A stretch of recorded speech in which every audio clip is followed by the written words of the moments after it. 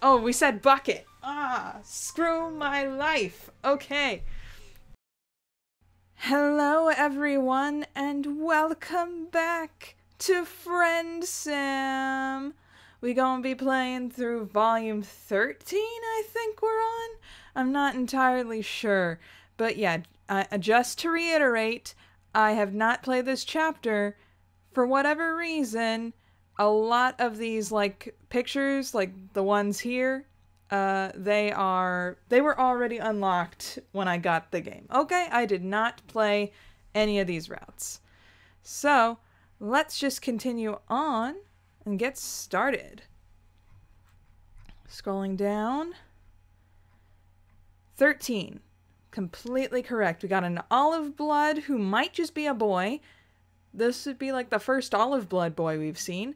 He has like, if I'm remembering correctly, he has like the question mark symbol, or the what pumpkin symbol, as I like to keep on saying. And the girl there, I think I remember seeing her in Troll Call. And like this was like part of one of the Troll Calls, like the earlier one before they edited it, where they said she was troll Jewish. So I'm like, is that a legitimate thing, or are you being anti-Semitic right now? Well, since they changed it, I guess they were getting a lot of comments about being anti-Semitic, so they stopped that. Anyway, let's stop rambling. Volume 13 of Fate, Fortune, and Fashion. Blah blah blah, friendship blah. That was fast. Okay, let's go. Of course, we go from left to right. Buldir Lamati. He's just a little gopher boy. Gopher boy up in there. Oh, no. Well, we back at our place. Cool, cool. You just aren't feeling it today. You're getting more and more of these gray nights recently. Nights where the call of the streets, that infinite ramble for companionship, just sounds exhausting and meaningless. You had days like this back on Earth, too, when getting out of bed just didn't seem worth it. The sun is just beginning to slip under the horizon, and usually this would be the sign to rise and shine, or rise and dark. But all you've managed to do so far this evening is make yourself some coffee. You recently mentioned to Tagore that you drink instant, and he was so disgusted that he gave you a coffee machine. Thank you, Tagore. He claimed it was an old one he doesn't use anymore, but it still had the price tag on it. On the table sits a palm husk Connell had taken off a dead kid especially for you, and cradled in your hand is a mug Skyla sent. It looks like she painted it herself. There's a white blob on one side you think is supposed to be Lady. You're even wearing the hoodie Malik gave you to cut the evening chill. Here you are, all wrapped up in the warm embraces of your friend's goodwill, safe and sound, but deep inside you festers something. A gnawing existential dissatisfaction. That classic angst the philosophers wrote about. They were probably wrote Harry Potter Puppet Pals. Your palm husk chimes and you pick it up lazily. What, another rando trying to slide into your DMs? Sorry, folks, you just don't have time for that anymore. You're a friendship connoisseur, a sommelier of the rarest of amicable vintages. You unlock the screen to find a message. Oh, shoot! Shoot! Play me that Hive Swap music. Yes. Okay. Do do do do do do do do do do do do do. Okay, enough of that. Okay. Okay, we got an olive blood, a male voice. So kind of squeaky, but not. It's a little loud. I might turn it down on my end. I'm not sure how your end's doing. Let me check. Let me check. I'm just gonna touch it a little. Just a little. Turn it down. Not that I don't love viola. It's just a bit loud for my taste right now. Anyway, let's see. Okay. Psst. I'm not certain that this line is secure. Actually, I'm positive that it isn't, but I'm risking contact because it's imperative that we speak. Are you a Jude troll? What is this? I'm sending you rendezvous coordinates. If you wouldn't mind coming any time after the sun has set. Psst, I realize that this is unorthodox, but please believe me when I tell you this is not a trick or a trap. I have important information regarding your place on Alternia. You attempt to reply to the message, but there isn't a cursor or anywhere to input text. In fact, there doesn't even appear to be a messenger app open on your phone. It's just a random text box floating in the void. Whoa, talk about meta. You barely have a chance to read it all the way through before it vanishes and Google Maps opens with an address already programmed in. It's close enough to walk to, which is great because using your stolen scuttle buggy still makes you a little nervous. You swallow the rest of your coffee and grab your shoes. You have shoes now. Sweet. Oh, hey, we're back at the coffee shop. We're always going to this coffee shop. With the ponytail bronze blood in the back there. I just assume she's a bronze blood because they stick out like bull horns. Anyway, your GPS leads you to a shop you recognize. It's the cafe from your weird sort of date with Lanera. It's not too crowded at this time of day. The usual studying crowd doesn't appear to be here. A couple trolls are sitting around sharing pots of tea. Oh my gosh, Ardata, why are you here? Okay, voice. Let's do this. Thinking. Okay. Fool. Idiot. I explicitly stated I wanted essence of Dayglow, not whatever this garbage is. Oh, you know this person. It really has been a minute, hasn't it? Ardata stands in front of the counter, shouting at the cash register. However, whatever automated system runs the shop has apparently gotten her order wrong. What are you looking at? This is absolutely none of your... Oh. It's you. Ardata swiftly covers up her surprise, examining a sharp, perfectly shaped nail. You look... different. Did you spell different with one F? Better? Let's not exaggerate. I simply meant you look less like toxic waste and more like run-of-the-grain grinder garbage. You tell Ardata that it's good to see her too. Man, this really takes you back. You've been so simple back then, so unevolved. You were laser-focused on a single desire, friendship.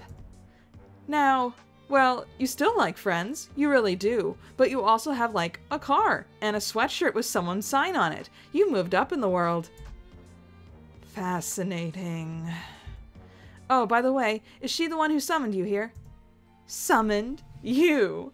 You must be joking. I haven't spared a single solicitary thought of you since you dragged your wretched carcass out of my hive. Absently, you push your hand into your pocket of your hoodie. Something crinkles between your fingers, and you pull out a folded piece of notebook paper. Okay, this definitely hadn't been in there when you left your hive.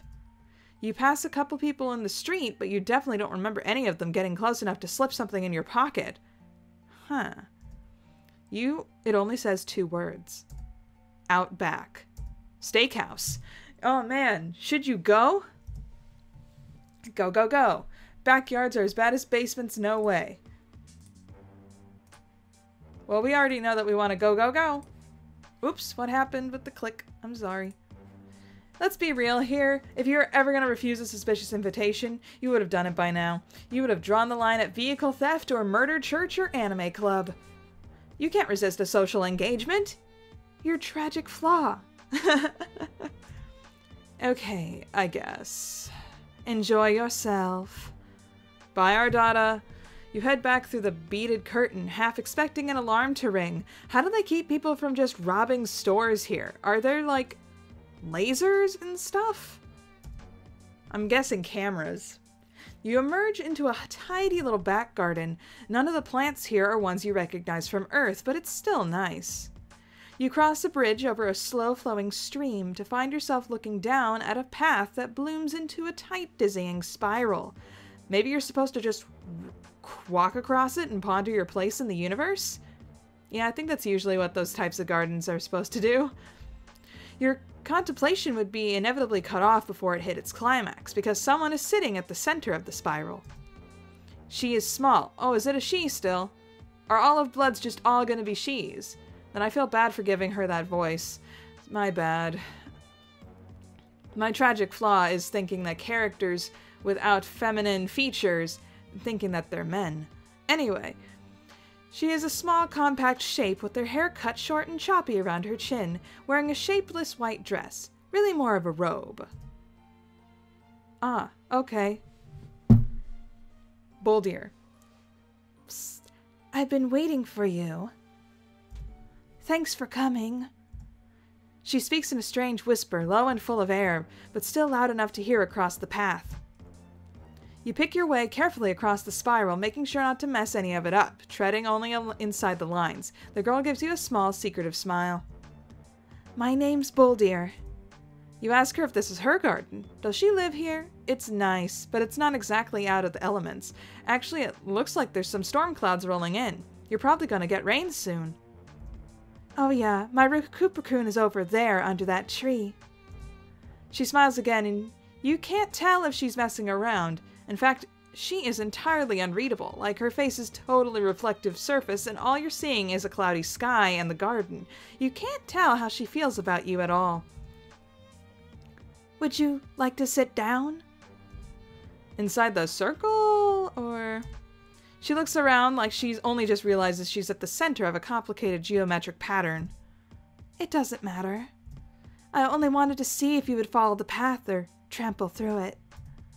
But you did neither. You forged your own way while taking care to preserve that which has come before.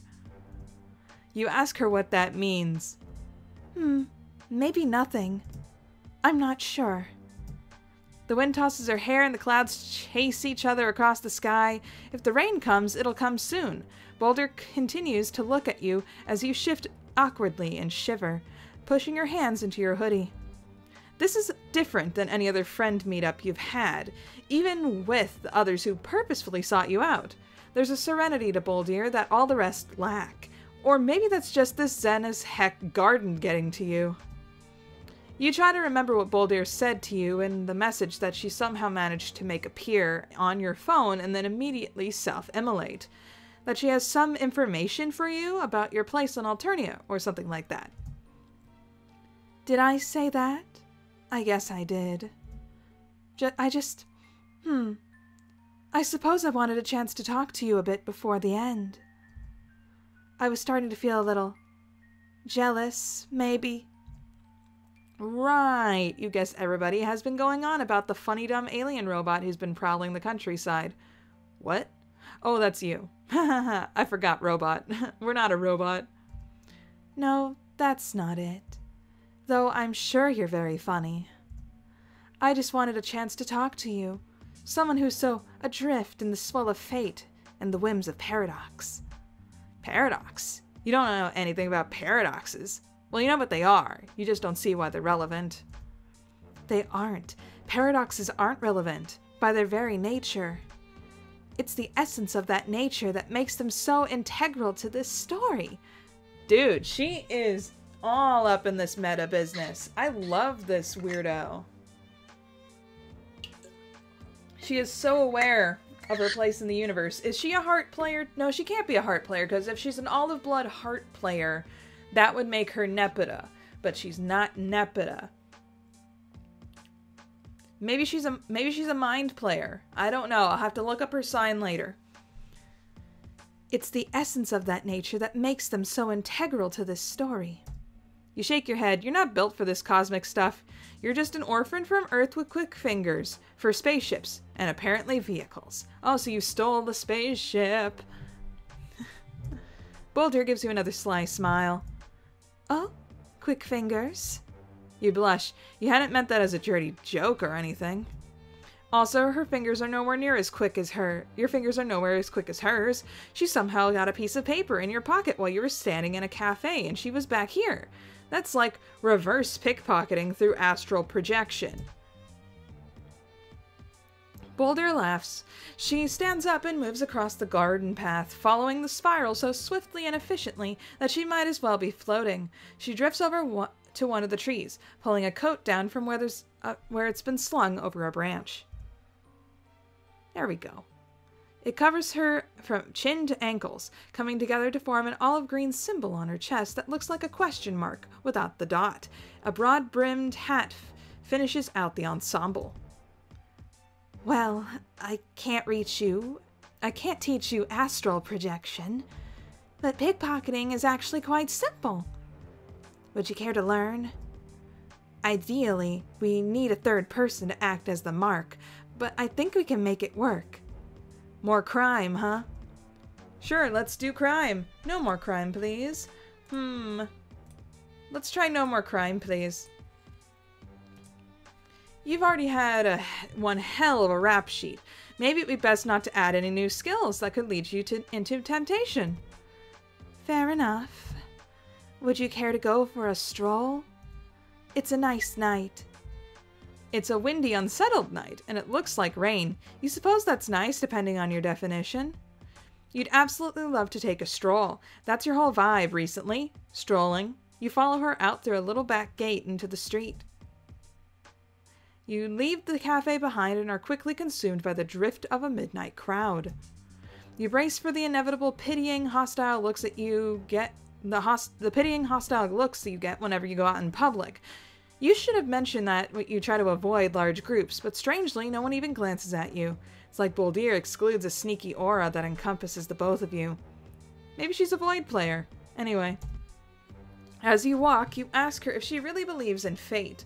Like the two of you are really going to meet and nothing could have happened any differently no matter what you did. Bolter gives you a thoughtful sidelong glance. Well, that would imply that none of our choices matter, and that causality is inevitable. Dude, I would love to discuss this with you, but I'm not feeling up to philosophy today. That randomness is irrelevant, right? Sure. You scamper to keep up with her, both physically and mentally. For someone who asked you to take a stroll, she sure is booking it down the street. But that disregards our choices. Fate dictates that all possibilities are, by their very nature, necessities. Or rather, the choice you made was the only one you ever could make. I doubt the universe is that simple. When did this get released? Before or after the epilogues? It doesn't sound simple to you, but you hum and nod sagely because you want Boldir to think you're deep. Instead of asking yourself whether you were meant to meet me or meant to be here, it makes more sense to wonder what the forces are that have conspired to bring it into being. Her name is Aisha, okay? It's Aisha or it might be Taz. I'm not sure who's actually writing this chapter, but it's probably one of the few of those people. Probably Aisha. Well, you wouldn't... I don't think Taz actually got onto this. He's responsible for helping with writing the epilogues, though. And Homestuck too. So anyway, well, that would be exhaustion and ineptitude. You don't exactly remember what happened, but you're sure it involved something stupid like falling asleep at the wheel and drifting off into another solar system. It had been a rough 48 hours, you know? A lot of escaping and running and punching and stealing of high-powered vehicles. Yes, of course. I understand. All in a day's work. She stops at the most intersections so she can take a surreptitious glances around the corner before gesturing you forward. Every so often, she'll turn the two of you around to double back. You aren't exactly sure why. Maybe she thinks you're being followed, but who would follow you from a cafe? All sorts. But don't worry. I know how to shake off a trail. You cross one of the main thoroughfares, and a big black bird swoops at your heads. You yelp and duck, but when you look around, you see that the bird has landed on Boldir's arm, and she's stroking its back. You brace yourself for it to start talking or something like that, because that's your life. That's what your life is like now. But it just sticks its leg out for Boldir to remove a scrap of paper. Ooh. It waits patiently for her to read the message and then scribbles something on the back before attaching it to the crow and throwing it back to the air. Man, that's some Harry Potter stuff. One of my informants wants to rendezvous in meat space. Meat space? Is that like MySpace? Unusual, but it's been an unusual day. Unusual couple of months, honestly. Yes, of course. You've had it much harder than I have. What was I thinking? Well, you weren't trying to get into a contest of whose life sucks more, but yeah, it's been rough. You appreciate that, you can see that. Of all the planets to be forced to, Alternia is, well, not ideal. Not the worst, but you still have my sympathies. Is there anything at all you'd like about it? What, about Alternia? Well, you're kind of digging the whole night as day thing. You're from a diurnal species, but you've always been a bit of a night owl. Also, not to brag, but you've made some seriously cool friends. Yes, I've been following your exploits. Your friendship acquisition procedures are really quite impressive. Aw, now you're blushing. You ask Boldir how she knows that much about your exploits because it's only pretty much recently that you've made any sort of real social media presence.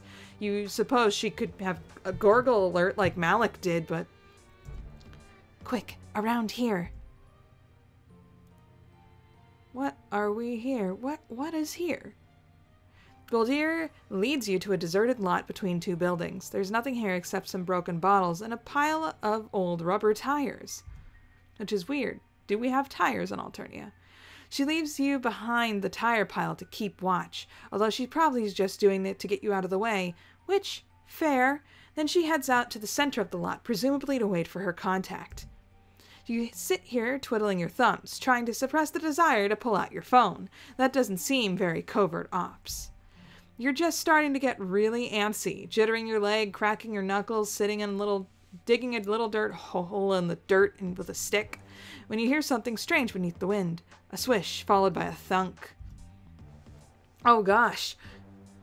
Boldir jerks and clutches her neck. You writhe up from your rubber pile, sending tires flying. You look wildly up at the surrounding buildings, trying to find out where the projectile came from. You don't see anyone, not even a lone gunman. Like, you're such a Jude troll. You run for your new friend, not spending a thought for your own safety. The clouds move overhead like someone has put them on fast forward, the wind rattling the trash on the pavement. You okay? By the time you reach Boldir, she's begun to twitch with hard spasms. One look at the blotchy stain across her neck, and there's no doubt. You both say it at the same time. Poison.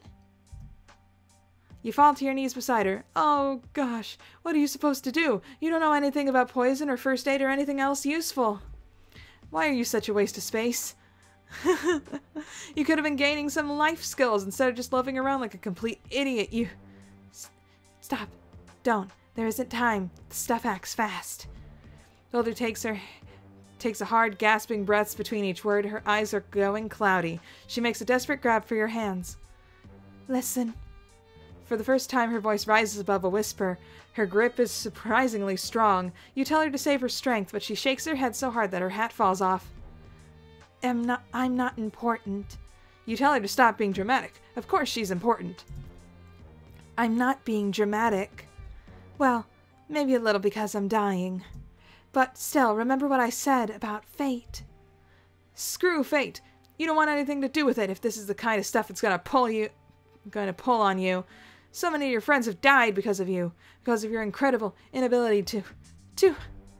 The world twists and stutters. Your guts are a record, and the record is skipping. For a moment, you're sure that whoever that poison-shooting jerk is has shot you, too. But then your vision clears and you feel the rain on the back of your neck, the world rolling back to you in waves of color and sound. The dark sky splits open on a fault line of lightning.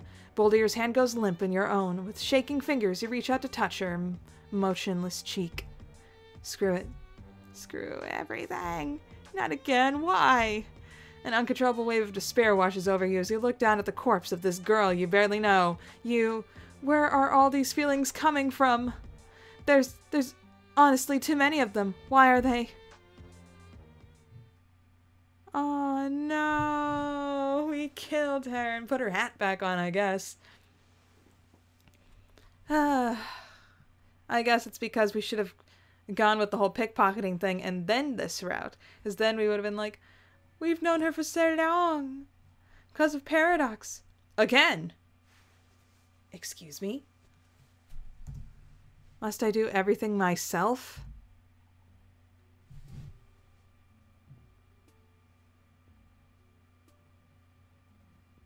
Who was that?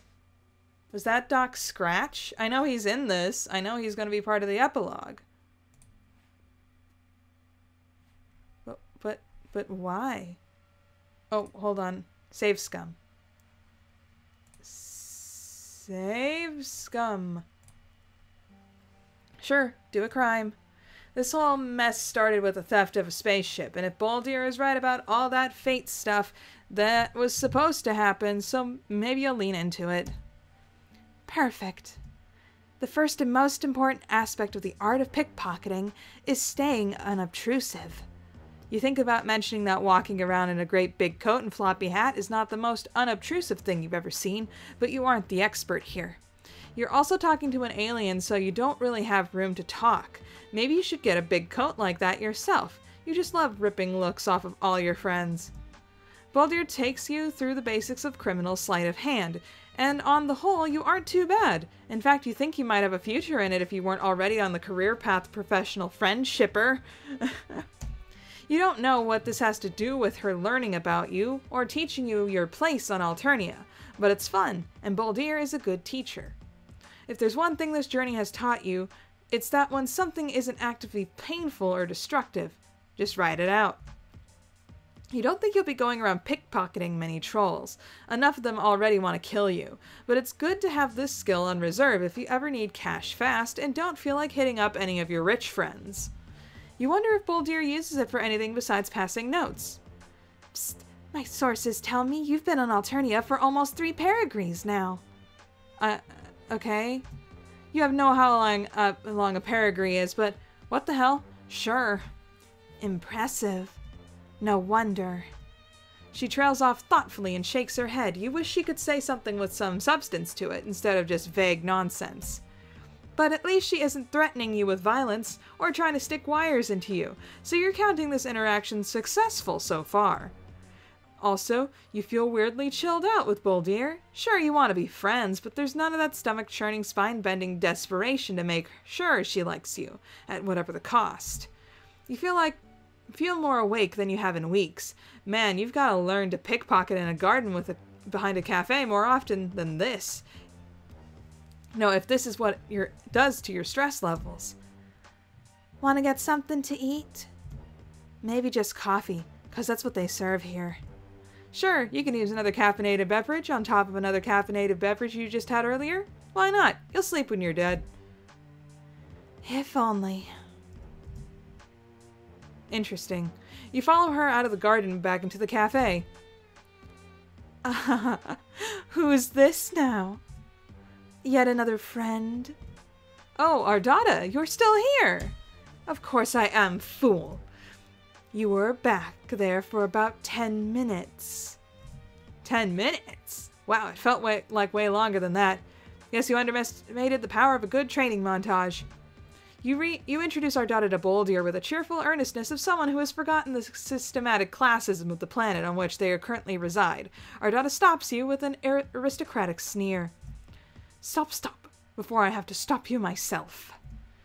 I have absolutely no desire to mix with those so low on the social ladder. What in the world could she have to offer me? You shrug. You're not sure. Maybe friendship? You know, friendships between people of different castes are possible. You've seen them happen. Regardless, you feel bad for expositing your newest friend to a vaguely nonsensical abuses of your oldest. Oh, she's dead inside. Look at her.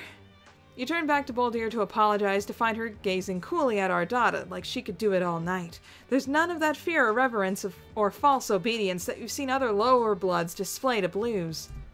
Instead, Boldir looks at Ardata like she's a bug. Worse, a pebble that she would just love to kick out of the way. Psst, nice to meet you in person, Miss Carmia. Oh wow, she knows her.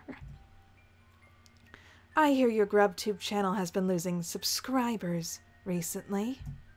I wonder why that is. Blue hits Ardada's cheeks in an angry flush. I'm currently on hiatus. The old garbage is getting tired. I'll have so many imitators that my own content is starting to seem derivative. She gives one of her maniacal laughs, but it's a little less robust than usual. Man, the wild tundra of internet fame really is stark and arid background. In fact, I have a new feature in the works as we speak. She holds up a little vial she's haggling with the cash register. No, been haggling with the cash register over earlier. Poison. Oh, was she the one who sniped you? I'm sorry. It's interesting seeing the different line styles here because Ardada's is more like rough, and our dear little Olive Bloods here looks very crisp. So anyway, I think the best and most expedient process would just be to douse my featured guest's food and then hide the antidote somewhere in my hive. Unless you have another idea. She smiles, sly and mean. Boulder smiles back, just as vicious. Great. Have fun with that. While Baldir talks, her eyes start flickering from you to Ardada, then down. Again and again. You, Ardada, and down. It's taking a couple go-arounds before you realize that she's telling you what she's telling you. She keeps looking down to your hands, which are stuck in your hoodie pocket, exactly where you found the note Baldir slipped you. Ardada is carrying a bag that looks expensive, extremely goth. You can see where the vial of poison's sticking out. Oh man, you know what you have to do. When the group comes to the shop and push past the three of you, you move in on Ardada and slip a hand into her bag, palming the smooth, cold vial. She gives you a weird look like, what are you suddenly all up on me, peon? But she doesn't notice the theft. I suppose I'll be going now. And if I were you, I'd be more mindful of who I choose to associate myself with in the future. You say bye to her, feeling the tiniest bit guilty, but she's planning to use this poison to do murder theater in her prison basement, so you don't feel that bad. Take care now. Ardada leaves and Baldir takes an inquisitive step closer. Psst, show me. You open your hand to display the spoils, flushed with criminal euphoria. Oh hell no. You grabbed the wrong vial. This one's blue, not red. You grabbed the antidote, not the poison. Ugh, you honestly thought you were moving past these kinds of crock-ups. Oh. Dang. Well, at least you have the antidote now. You never know when one of those might come in handy. Wait a moment. Okay, hold on a second here. Are we doing some sort of really mental stuff here? Like, are we finishing this route? We have the antidote in the game, and we go back and we rescue her. In the other timeline. That'd be twisted. Let's find out. Oh! She sways forward and clutches her neck. For one confused second, you think she's doing an impression of someone who might need an antidote. Then she falls to her knees. You dart forward and catch her before she can totally eat it. She's heavier than she looks. Compact muscle and a coat full of ungodly number of weapons. She has like 4 guns in there. What the hell? Your arms are full, so you can only watch helpless as a troll in a hood that covers their face and their horns books it out the door. You shout that some mother trucker just stabbed your friend, but nobody here is looking at you. It's the same way people on Earth might ignore a mother trying to calm a toddler throwing a tantrum, just turning their eyes away from a distasteful public scene. Ow. Dang it. You put a hand up to Baldir's neck, trying to staunch the bleeding, but there isn't bleeding. Bewildered, you pull apart the lapels of her coat and see a single drop of olive blood trembling above her collarbone.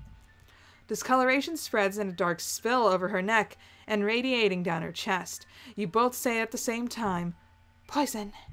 You open your hand to look at the tiny blue vial, then back to Boulder. Her eyes are glassy, her skin going blotchy and ashen. There's no reason to believe that Ardada's poison and the poison the assassin used are the same, with the same antidote. It's already strains the powers of coincidence that you grabbed the antidote at all. You're probably right. But maybe you should try anyway? I can't feel my legs. Right. Maybe the mere fact that this is such an unlikely happenstance means it'll be the right antidote. Everything you've done so far has had the pull of inevitability to it, especially with all your interactions with Boulder. Great. Awesome. I'm glad you're realizing your inherent significance to this particular microcosm of causation. Now can you please pour that stuff in my mouth so I can swallow it and possibly not die?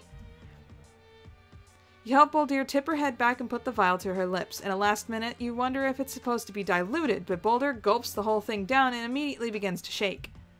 Whoa! That's one way to expel poison. Smoke bellows out of her nostrils and open mouth, and holy crap, what's going on? This doesn't seem like any type of antidote to you. But then the smoke clears and Boulder opens her big yellow eyes. How does she feel? Alive. Marginally. She lets you help her to her feet. You immediately pull her into a fierce yet gentle hug. It's wild to undergo someone else's near-death experience. You feel like you know her way better than another montage scene's worth. Another new friend. Oof, not so tight. You ease up a little. All the tea sippers are staring at you now. Death apparently isn't interesting, but the possibility of some quadrant-adjacent stuff, they're all suddenly about. Sorry, idiots. Just you and your new friend sharing a touching post-near fatal encounter. Nothing to see here. Didn't die! Yeah, boosh. Awesome-tastic. Let's take a look at our friends now. Old secret. I don't know, man. Am I missing something? Let's see. No more crime. Stroll to the thing.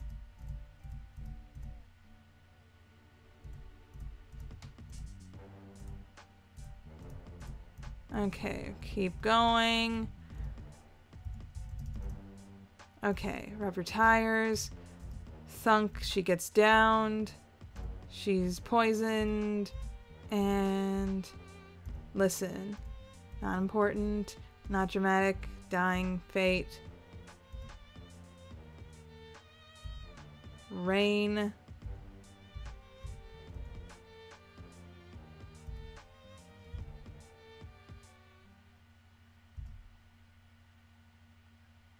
Again, I must do everything myself. Nope, nothing changed. I guess we did the right thing. Okay. So now I guess we're going into the next one. That's kind of a quick little thing right there. Okay, so now we got Stelza. Yeah, okay. Stelza Seziat. And see, it's another teal who doesn't have the doesn't have a name that starts with T. So that's cool. She seems very chipper. She's got chic bones, which I approve. And her hair is very swishy. Almost looks Egbertian. Anyway. Oh. Okay, so it turns out stealing a car was easily one of your better impulse decisions. You've gotten accustomed through its weird insides by now that squishiness doesn't much faze you anymore. This seems really chipper. This doesn't sound like one of the other albums, but I could be wrong. I think this was made just for this game. So okay. James Roach, tip of the hat, moving on, unless it's Toby, but I don't think it's Toby. This doesn't sound like Toby. Okay. It still feels like the warm stomach of some giant creature, but you actually find it kind of comforting. You can just let yourself get enveloped by the seat while the autopilot does its thing. Getting ferried through the streets of Alternia with your feet up on the dash sure beats endlessly pounding the pavement. Sometimes you even throw Sarava's stream on your phone if you really want to get a chill vibe going. You're surprised that you haven't been caught yet, dastardly carjacker that you are, but maybe you're just a better thief than you always thought. A possible career change to look into when, if you ever get back to Earth. The downside of this is that it's a little difficult for you to further your goal of gathering even more friendship from inside a vehicle. So you park the scuttle buggy and expose yourself to the menaces of the outside world once more. You're in what looks like some sort of residential neighborhood. It isn't as nice as the blue blood neighborhoods you've seen, but it's still nice enough for most of the apartment complexes to have imposing locked front gates and security drones. But of course, you can't take a leisurely stroll on Alternia without something terrible happening. You aren't out here for very long before it starts raining. Crap, crap, crap, crap, crap. You ditched the umbrella Torona had given you since it was as heavy as a club, and now you're super regretting it. Oh yeah, that was like the first bad ending you could have gotten. I remember seeing a picture of that.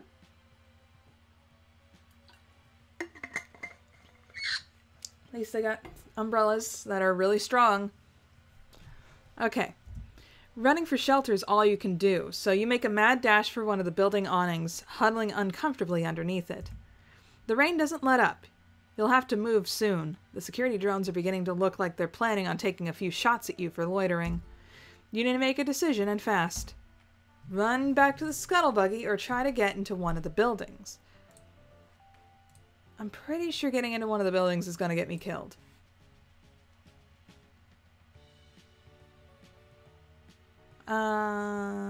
Let's try anyway. There's no way you're getting into one of these without a passcode, but wait, you think you see someone coming your way. Perhaps they'll be your knight in shining armor. Wow, she's... okay. Angry. Okay. Let's see. Let me think. Teal bloods are I usually give nasally teal blood girls. So let's see.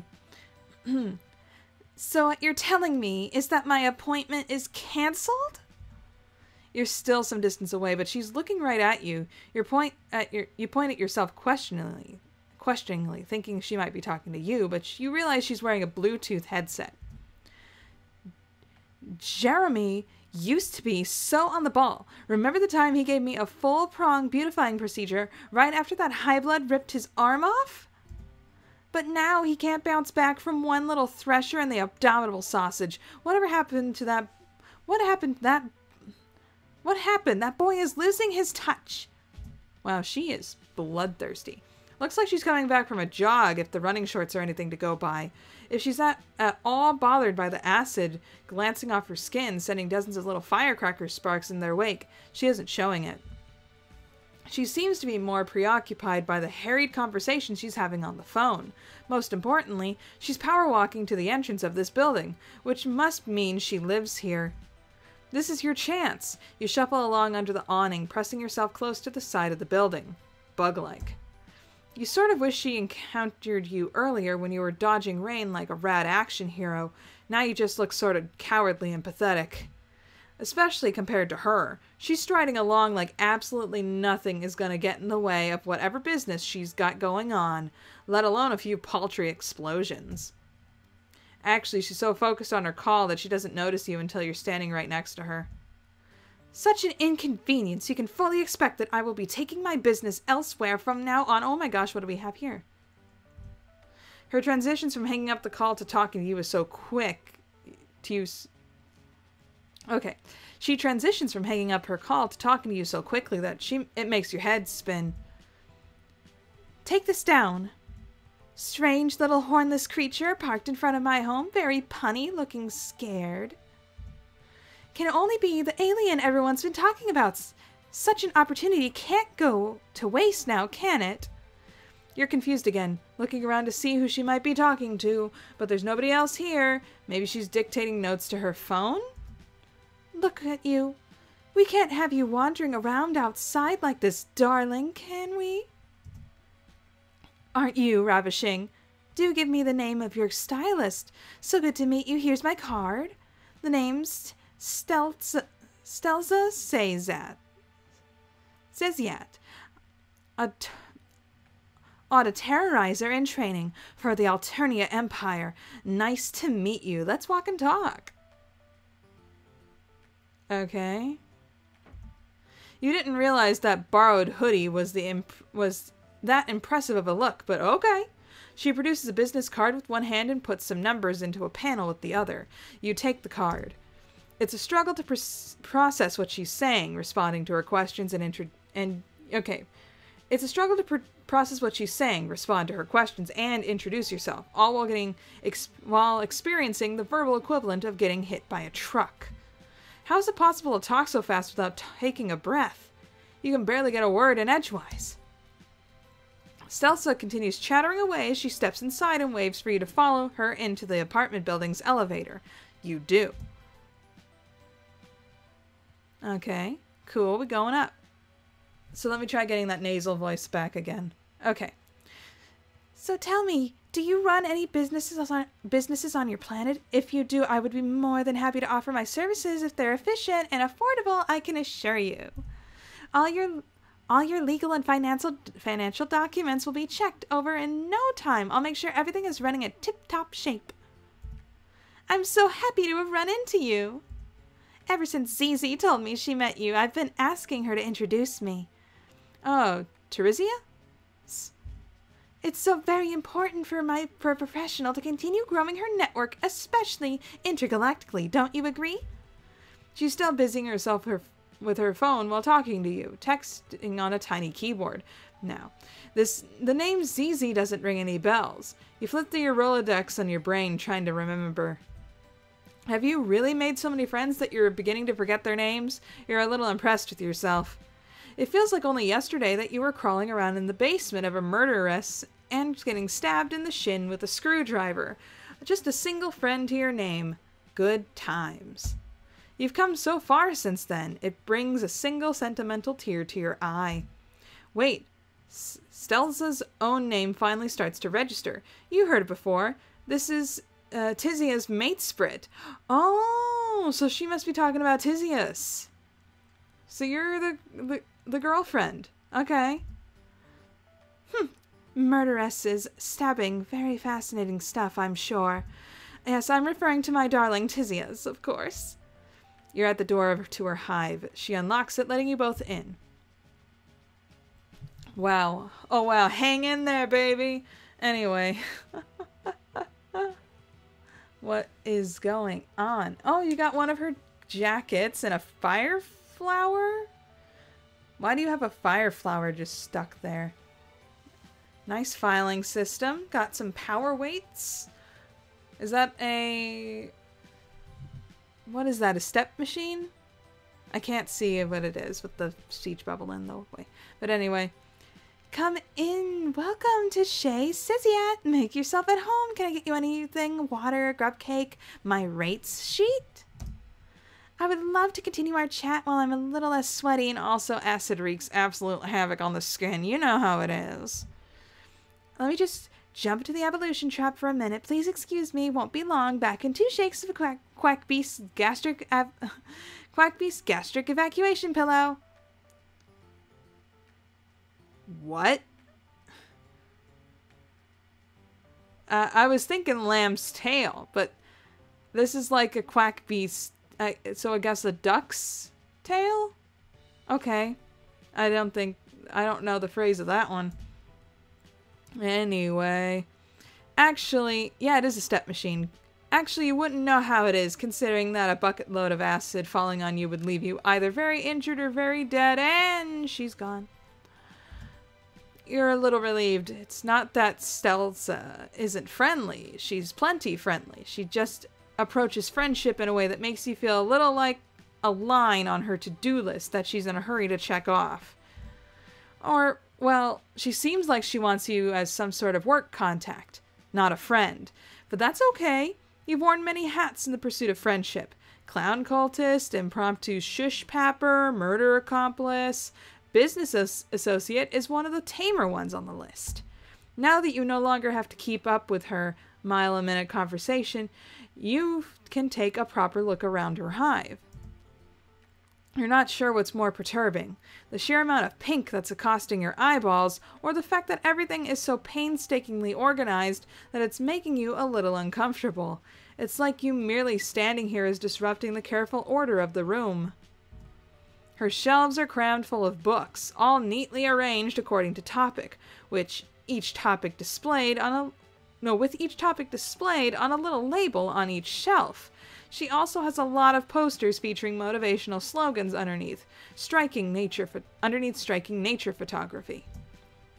The only normal-looking spot in the hive is a coffee table, with a mishmash of personal belongings piled up on top. Books, papers, jacket. You think it might be a mug? Yeah, it's not her stuff, it's her mate Spritz. None of those things strike you as being particularly Stelz's style.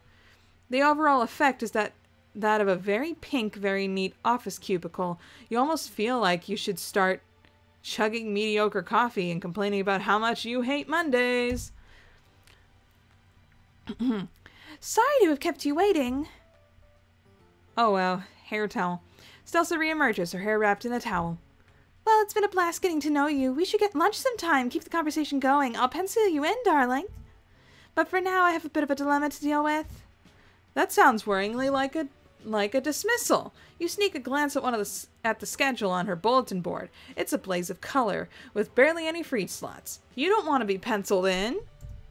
You have no idea when she might be available next, and you need her sweet, sweet friendship now. Maybe whatever problem she has is something you could help with. Unless you're a ludicrously talented beautician, I think not. My usual place bumped me off their list, and right before a very important meeting, too. A girl has to look her best for these things to really knock their socks off. If I want to make an arrangement at another salon, I'll have to move fast. No time to waste. Well, okay, let's save the thing and stuff and the thing. Okay, why not use the extra time to do more prep for the meeting? Who needs a beautician when you're around?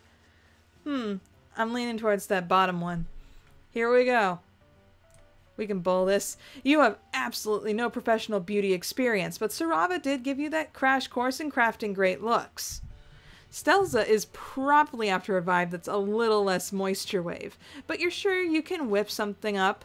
You tell her that you'll help her get ready instead, right here in her hive. Ooh, how nice of you. I've never had a house call before. Let's do this. Interesting hive there. Little raccoon just kind of from the ceiling. Anyway, she leads you to the next room, rubbing her hair dry as she goes.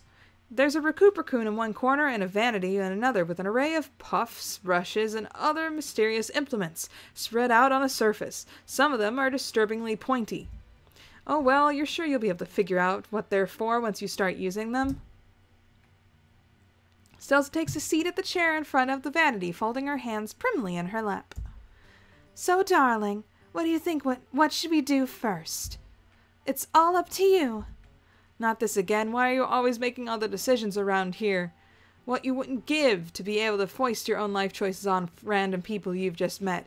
It would be refreshing. Polish horns or hairstyle? Oh no. Hope this is the right choice. Let's go for the horns. You pick up a velvety piece of cloth, bringing it up to Stelza's head. There's only one thing this can be for, right? Wait, what are you doing with that? Polish your horns to an impressive sheen, of course. They'll be positively gleaming by the time you're done with them. She grabs your wrist with one hand before you can do so. She's deceptively strong, holding you in such an ironclad grip that you can't move your arm at all. You've been low-key admiring her toned arms earlier, but now you know for sure that the rack of hot pink dumbbells in the living room aren't just for show. Instead of looking pleased with that you propose to do, she looks uneasy, possibly even embarrassed. Polish my... Oh wait, I forgot. Trolls are kind of iffy about horn touching, aren't they? You barely get a glimpse of her discomforted expression before she's gracing you with another friendly smile, albeit a bit a strained one. You know, I'm having second thoughts. It's reasonable to expect an alien like you wouldn't know the first thing about troll grooming habits. My mistake should have accounted for such cultural difference. But it's quite alright, I shall figure something else out. Is it just you, or is there a potential pause before cultural differences? She's getting up again. Wait, what's happening? You thought the two of you were going to bond over sweet makeover session, but she's pushing you back into the main area of her hive, pretty forcefully too. Thank you for offering your help, dear. So very kind, but I'll manage. Great to meet you. Just wonderful. Call me. Take care. Have a nice life. Toodles. Goodbye. She shoots you a lovely yet very clearly fake smile and shoves you out the door. You'll be able to wait out the rain just fine in this hallway. Being sprawled on your butt on Stelsa's welcome mat all by your lonesome just isn't the same as hanging out with a new friend. Aw, game over. Game over, man. Game over. Okay, let's try this again. Style your hair. First order of business should be drying Stelza's hair. You pick up a funnel-shaped doohickey that looks like it might be a hairdryer. Fumbling around for the button. There isn't one, but you manage to turn it on by giving it a good squeeze. The mouth of the funnel opens wide, emitting a hot blast of air along the with a hoarse animal yell. But you think you might actually see teeth inside? Just don't think about it too much. That's the best you can do when it comes to literally any Alternian gadget. Thankfully, the noise soon fades to a low hum. Here, use this. Stelza passes you a piece of thorny bramble. It looks painful, but you begin brushing Stelza's hair. She sighs happily. Interesting. Being in this position for once. When Tizius is over, usually I'm the one doing this. You try to imagine Tizius getting anyone to give her a sweet do. Even when it's her girlfriend in question, you have a hard time picturing it. Stelza laughs. She has a surprisingly pretty musical laugh. No. My dear Zizi isn't one for involved beauty rituals. She usually doesn't let me do more than just brush it, but it's still relaxing. Sliding the brush through Stelza's hair is pretty relaxing. You allow yourself to zen out for a moment before shaking yourself out of it, casting around for something to talk about. What's good hairdressers do, right? Strike up casual conversation. Yeah, I usually hate being in that position. I like having hairdressers that do all the talking for me, so I don't have to talk. Okay. Social anxiety, go. Your eyes fall on an open book sitting on the table. It's the only object here that doesn't have anything to do with hair care or beauty, so it stands out like a sore thumb. Just like the items on the coffee table, it's strewn too haphazardly to look like it belongs to Stelza. You think you see some tabs Tizius was using on notes for her group project. And if you look closer, you think you catch the words Revolt and History on the page harder. Right, as Tizius's matesprit Stelza probably has big plans for dismantling the system from the inside too, after she becomes an auditor. You remark that you think that's really cool, what she and Tizius are doing. It might be scary to stick it to the man like that, but someone has to do it. Uh-oh. Okay, it's not exactly light conversation, but talking to Tizius about this has been enlightening, if sad, and you'd really bonded over it. Maybe you'll be able to bond with Stelza the same way.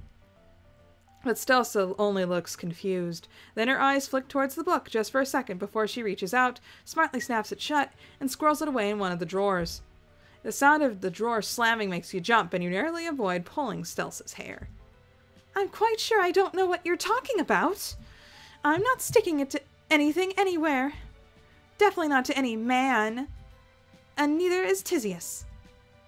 She's sitting straight and tense in the chair now, her voice soaring into a high bordering on hysterical pitch. Oh no, she probably doesn't know you're on their side. Tizius might not have told her about your conversation. It's okay. You're not going to tell anyone. You're sworn to secrecy. But Stelza averts her eyes, a stubborn set to her chin. Again? You have no clue. I have no idea what you're talking about, and not a single clue. Tizius and I are both law-abiding subjects of the Empire.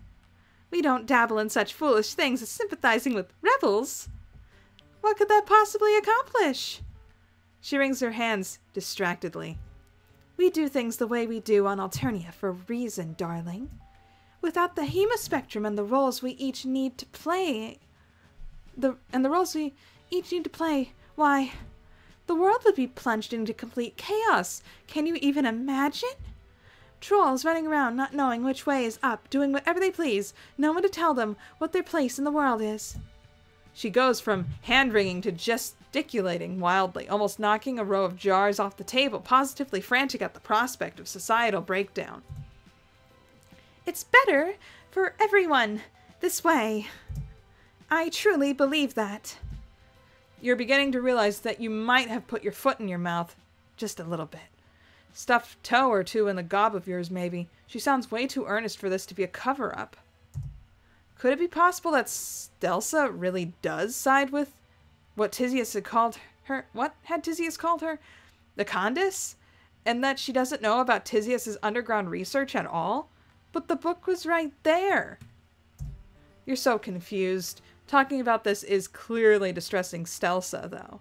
So you drop it, focusing on finishing up her hair instead. It's pretty soft now that it's dry. You're not sure you've styled it correctly, but she seems pleased. Great work. Nice, fantastic. You did an excellent job. You glow with praise. You'd say thanks, but she's already passing you a bottle of nail polish. She really wants you to go all the way, huh? You twist it open and get to work. You're too focused on not smudging the teal color over the stately points of her claws to talk, but Stelsa breaks the silence. I have a question for you. You nod, sticking your tongue out in concentration. So I have this acquaintance. This is the most tentative you've heard so far. You weren't sure her vocal cords were capable of it. They were in a quadrant with someone who harbors views most would consider subversive, if not outright treasonous. Oh no, she's gonna dump her. Oh my gosh. She's obviously talking about herself and Tisius, but don't want to point that out in case she gets upset again. So you just nod along thoughtfully. She didn't always. The mate sprit, I mean. It'll blow over at some point. She must just be going through a difficult phase. But in the meantime, she could get into oh so much trouble. Stelsa's lower lip wobbles like she's about to cry. You chew on the inside of your cheek, trying to figure out what to say. Talking to Tisius very much did not leave you with the impression that it was a phase. She sounded pretty serious. Does Stelsa's friend have any idea this is going on? She looks at the drawer. So do you. Nope. You resist the urge to massage your temples. No idea at all. Absolutely not. All right. Okay, you can do this. A good first step might be for her friend to face up to the issue. You know, if there's the chance they have the tiniest inkling about what might be happening, so the two of them can talk about it. Talk about it? Yeah, you're no expert, but open discussion probably helps with relationship problems quite a bit. Plus, you ruminate to yourself. The more you think about it, the less it seems that Tisius leaving her controversial book out like that was an accident. It was right in front of Stelsa's chair, after all. Maybe Tisius wanted Stelsa to see it.